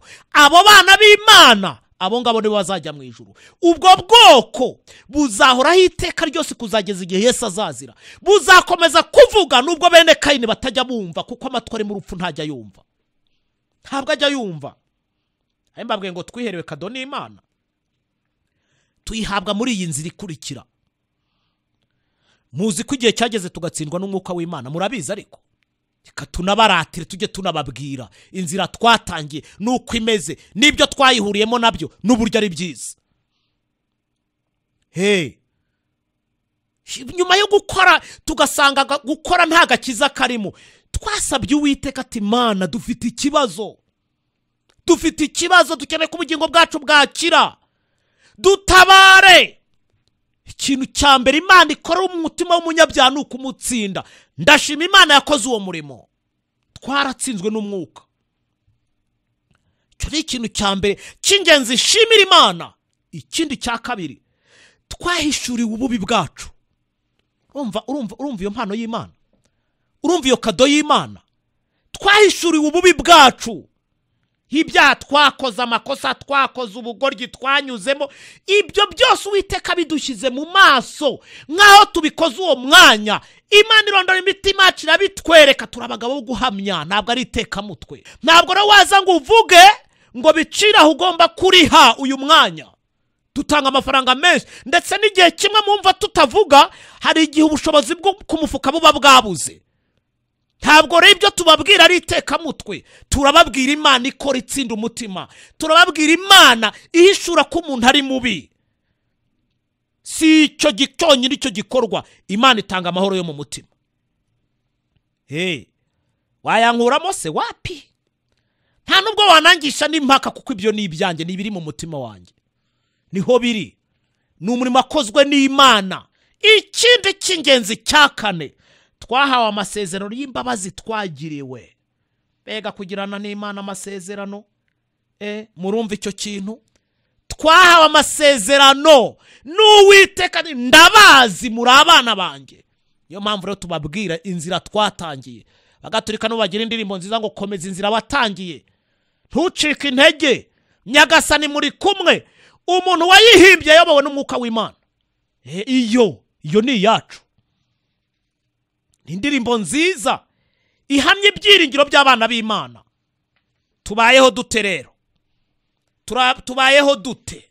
Shaka kugira mu nkurikire, turaza kugaruka ku byemezo. Tubayeho dute? Tubayeho twiga ibyanditswe byera, kandi muri uko kubyiga ntituvangura. Oya, byose turabyiga, imigabane ya Bibiliya turayiga. Nyababwira amateka kuri Bibiliya mukanezerwa, mukayishimira. Amateka Bibiliya ni igika gikomeye cyane kigomba kwigwa. Bibiliya hatse ubuhanuzi. Ubushize n'ababwendi kutiga ubuhanuzi no kubwiga ntubumenye, ni ishyano abantu bagushije. Ihatse ubuhanuzi, ikabihatse n'ibyo gutsindishirizwa. Uziki muri ibyo? Uziki muri ibyo? Mu rusengero rw'iwanyu mwiga iki muri iyi migabane ya Bibiliya? Namugaye nese babigisha naho ubwabo batabizi, si ubahagarara imbere. Si namwe mwese mupfuye rumwe kandi biri muri Bibiliya mutabizi. Nguko rero dutunzwe no kurya ibyanditswe byera, ibiryo by'umwuka. Ifunguro ryarenganirijwe ubwoko bw'Imana, ririmo imigabane, hari ugutsindishizwa, hari umuhanuzi, hari amateka. Ibyo byose ngibyo ibyo turya, cyo ni kimwe mu bidutunze. Cya kabiri, turasenga, turabanyamasengesho. Turabanyamasengesho, munabimenye, turabanyamasengesho. Tubaho dusenga, mudahe nayo mavi yanyu ngo musenge muratekereza ko nge nzabasengera. Wapi? N'umwana nabyaye natigiraho n'akazi ke, umudamu wanjye natigiraho n'akazi ke, uwambyaye natigiraho n'akazi ke, uwo tuvukana ntacyo dupfana kuri by'iyi nzira. Nzisengera, nzamusengera, ariko amasengesho yanjye ntabwo azamurenza n'intambwe imwe. Buri muntu wese yigirayo gusenga. Tunasenga dukurikije uko duteye, niba mutanabizi uko duhagaze n'igihe tugezemo, tugasenga. Kandi uko gusenga kutwegereza Imana, tugasabana nayo. Murumva, turiga kandi tugasenga, turi n'abanyamasengesho. Gatatu, dukora umurimo w'Imana. Ahareka amatinde, nivugire ku bantu mwitwa ngo mukora umurimo w'Imana. Umurimo w'Imana, twebwe ntabwo tugwiza umubare mu idini. Oya, kuko ntabwo turi abakozi b'idini, turi abakozi b'Imana. Reka nababwire, niwigisha abantu ukaba wafite mu biganza n'amateraniro amara icyumweru, n'amateraniro amara 2, n'abantu ugiye guhagarara imbere yabo iminsi 3, nyuma y'iminsi 2 akaba nta muntu uratanga ubuhamya ko mu mutima we yatsinzwe, yatangiye kubona ububi bw'ibyo yakoze, abandi batatanga ubuhamya ko Imana yabababariye, uravuga amagambo yawe ntabwo uvuga ay'Imana. Yaba wavugaga ay'Imana waherekezwa n'ibitangaza biherekeza ubwoko bw'Imana. Ibyo urimo nawe ntubizi, urindindagire nk'abandi bose. Urindindagire, uri umubwiriza w'impumyi, uri umubwiriza w'impumyi w'indindagire. Urayobora abantu utazi, uri impumyi yobora izindi impumyi. Mwese muzagwa mu rwobo. Njya mbwira abantu nitwe tugaragarira kuri tele. twe tugaragarira kuri tere, ntabwo turasangira ibishyimbo, tugategana imodoka, tugasangira amazi, tukabaguza amafaranga, tukaba turi ku mwana wose mukabona dusa ntidusa. Oya, niba ushaka kumenya abo turi bo, tuzanira abantu bashyiraho duha iminsi 2, urebe amarira abantu barira, urebe uburyo baboroga, urebe uburyo basanga Imana, urebe uburyo batura ko Imana yababariye ibyaha byabo, kandi ibyaha yamaze kubereka ko yabahaye amahoro mu mutima. Ngiryo itandukaniro ry'ababwiriza rero. Mutabona abasakuza bose ngo nababwiriza, mutabona abavuga bose ngo nababwiriza. Hari abari muri uyu murimo atari abakozi b'Imana, kuko batigeze bafata ibyemezo bya kigabo byo kugira ngo babane n'Imana. Aha tugomba gushyiraho, tugomba kugaragaza itandukaniro ry'abatumwe n'Imana, batumwe n'amadini. Naha bagaragarira hano. Aha ikindi kitubeshe, turavugurura. Kuvugura suzi icyo ari cyo? Tuvugurura amasezerano twagiranywe n'Imana. Mu Befeso ngo muri mwe, muri we, muri Yesu, namwe murubakanwa kugira ngo mube inzu yo kubabwamo n'Imana mu buryo bwo mu mwuka. Tugera igihe tukajya imbere y'Imana duhagaze dute, amagambo yacu ateye ati, imitekerezo yacu imeze ite, dukora dute, twiga dute, umurimo uko dukwiye kuwutunyuza he, tugahabwa andi masomo, tugahabwa ikindi cyerekezo, tugakora dukurikije uko wadutumye dutumye. We uvuga usakuza, ujya imbere y'abantu watumwe nande, uvugana nande, ninde mwahanya amasezerano? Aya masezerano jya uyavugurura, muzajya mubona intumwa za Satani zuzuye muri iyi si, zirirwa zisaranga imbere y'amadini, mutekereze ko abantu bose ari kimwe. Muvane y'ibitekerezo, muvane y'ibitekerezo. Ikindi cya gatanu, noneho nanababwiza ukuri mberurire, turaziranye, turanarondane rega. Abanywara umogi baraziranye, indaya ziraziranye, abasambanyi baraziranye, abanywatabi baraziranye, abanywa ibinzoga bamenya bagenzi babo. Ab'Imana baraziranye, niba mutanabizi mu bimenye. Kandi turisungana, tugahura, tugaganira, tugapanga, umurimo ugakorwa. Ntabwo dukora umurimo wo kuzuza abanyamadini, kuzuriza amadini abayoboko ya. Tuguiza umubare w'abakizwa. Mwumve neza, ejo mutazatwitiranya n'abandi, ejo mutazatwitiranya n'abandi. Cyo ni icya gatanu. Icya gatandatu, tuyoborwa n'umwuka w'Imana. Dore ko ibyanditswe byaravuga ngo abayoborwa n'umwuka w'Imana nibo bana b'Imana. Mu bimenye, mu bifate, mu bishyire mu bwonko bwanyu. Hari abandi bantu bafashe ibyemezo bya kigabo. Abacamanza muri Isirayeli bafashe ibyemezo bya kigabo. Mugende bisome igitabo cy'abacamanza. Abacamanza tuzi muri Bibiliya bageze kuri 16 gufata icyemezo cyo kujya mu Mana byonyine. Ibyo byatumaga bagarura Isirayeli yose ku Mana. Haraho muzasoma ngo nuko bamara imyaka 20 basenga Uwiteka, baramya Uwiteka, ngo bamara imyaka 40, bamara imyaka 80. Ngaba bafata ibyemezo byo kujya mu nzira nziza, bakavana umwijima w'icuraburindi muri bo, bagakataza bagasanga Imana. Imana ikabakorera umurimo, uburyo nabi bakoresha umurimo bakavana abandi bantu mw'icuraburindi mu mwijima, kubwo gufata ibyemezo byiza bya kigabo. Nehemiya ageze i Yerusalemu, yitegereje ibyo abayuda barimo, areba kaga n'ishyano bagushije, areba uburyo umurimo w'Imana wabananiye, areba uburyo inyubako yanze kuzura. Arangije aravuga ati, aba bantu badakorewe ikosi ntabwo uyu murimo wazarangira. Mugende musome igice cya 6 cya Nehemiya, muhere wenda ku murongo wa 4 uzakomeza ugeze kuri 15.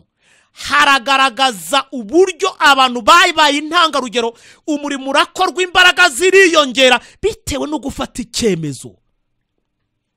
Ariko njya nibaza, iyo uhagarara imbere y'abantu ubigisha bitabasha kubakiza, aho gufata icyemezo kugira ngo wowe ugarukire Imana nabo bazakubonereho, ntuzi Imana nabo wigisha nabo nibazi Imana, ubwo muba murushywa n'icyo. Ariko je ntabwo nakora ubwo buginga bwo kujya mu byo ntazi ngo nkore n'ibyo ntazi bitajya bigira umusaruro.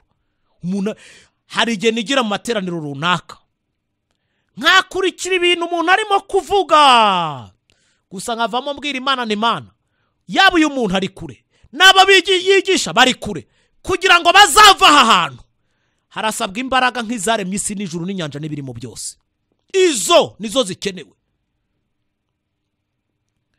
Shima mu majyaruguru ya Amerika umugabo bita Huka, yafashe ibyemezo byiza bya kigabo. Abanyamerika bamaze gutakara ibyo bibeshyaga ku itariki 22 z'ukwezi kwa 10/844 ngo Yesu araje, bamaze kumusha, bamaze gutakara, bamaze kuva mu by'Imana, ibyiringiro byabo bishize. Aragenda yegera Imana, Imana imuhishurira ubutumwa bwo gutsindira n'ubuntu kubwo kwizera, arabuhagurukana, afata icyemezo cya kigabo. Nzabugaragaza abantu bazabyemere cyangwa se bazabyange, ariko nzi ko ari ubutumwa bwavuye ku Mana. Icyo kintu yakoze cyakanguye abandi bagabo babiri nabo narabakunze cyane, ubita Wagona na Jones. Abanyamadini barabacecekesheje, noneho abari bashyize imbere imirimo itegetswe n'amategeko bati ntabwo dushaka ko muzongera kuvuga kwigisha iby'amategeko nibyo by'ingenzi, tukabana babayoke mu idini kandi bakagwira bakaba benshi. Wagonere na Jones babahuriza amasomo mu Bagalatiya, bahuza imirimo n'amategeko, bafata iby'Aburahamu agaragaza ko yatsindirijwe n'ubuntu kubwo kwizera, handi yakatsindishijwe n'imirimo, barabihuza bashyira ukuri ahagaragara, barabarwanya. Ibyo byaviremo abaturage b'Ari Kansas ni Tennessee gufungwa, ariko baravuga ngo ibyemezo twafashe ntituzabidohokaho, tuzakomeza kugaragara ku Mana nk'inyangamugayo zizakomera ku byabona nubwo mwatwica. Murumva abagabo nyabagabo, mfatayo icyitegererezo. Martin Luther ntimwumva ibye mu Budage, Pierre Varudo mu Butaliyani ntabwo mwasomye ibye, Jean Hus muri Boheme ibyo ntimwabyize, Jean Calvin mu Bufaransa ahamye iby'Imana ntabwo mwabimenye, John Knox muri Ekose ati nzerereza Imana, John Wycliffe mu Bwongereza. Imbere y'ibyanditswe byera papa ntacyo yaravuze kuri aba bagabo. Reka da. Ikindi kandi Kiliziya Gatolika barahameje bati ntigomba kutuyobora mu buyobe bwayo. Gutsindishirizwa ni intambwe ya mbere igomba guterwa n'abasanga Imana, ibyo tuzabivuga tubishyira ahagaragara.